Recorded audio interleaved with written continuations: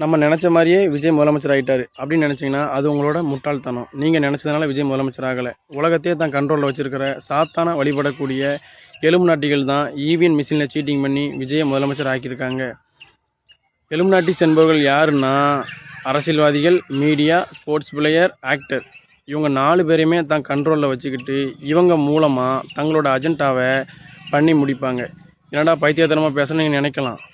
நான் வேணால் சொல்கிறேன், விஜயோட பதவியேற்புக்கு அப்புறம் மிகப்பெரிய ஒரு சடங்கு ஒன்று நடத்தும், சாத்தானிய சடங்கு. அந்த சடங்கு என்னென்னா மனித உயிர்களை பலி கொடுக்கறது. அது மிகப்பெரிய இயற்கை பேரழிவாக இருக்கலாம், கடல் அலை வெள்ளம் மூலமாக வந்து அழிக்கலாம், நிலநடுக்கம் மூலமாக வரலாம், ஒரு நாட்டுக்கும் போர் நடந்த மக்களை கொல்லலாம். அப்படி இல்லை அப்படின்னா புது வைரஸை உருவாக்கி மக்களை கொல்லலாம். இது எல்லாமே சாத்தானிய சடங்கு.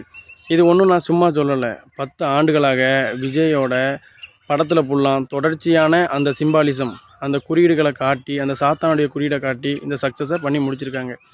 இந்த சக்ஸஸை கொண்டாடுற விதமாக அவங்க எப்போவுமே ஒரு வெற்றி கிடைச்சோன்னே அந்த வெற்றிக்காக மக்களை பலி கொடுப்பாங்க. எப்படி நம்ம ஆடையும் கோழியும் நம்மளோட வேண்டுதலுக்கு அப்புறம் பலி கொடுக்குறோமோ, இதுபோல் மனித உயிர்களை அவங்க பலி கொடுப்பாங்க. இதுதான் சாத்தானிய சடங்கு முறை. இது கட்டாயம் ஒரு நாள் நடக்கும். நான் வேணால் சொல்கிறேன், இந்த இயற்கை பேரழிவு மூலமாகவோ, இல்லைனா மிகப்பெரிய போர் மூலமாகவோ, இல்லைனா புது வைரஸ் அவங்களே உருவாக்கி இந்த மக்களை பலி கட்டாயம் கொடுப்பாங்க. அப்போ நான் சொல்கிறது உங்களுக்கு புரியும்.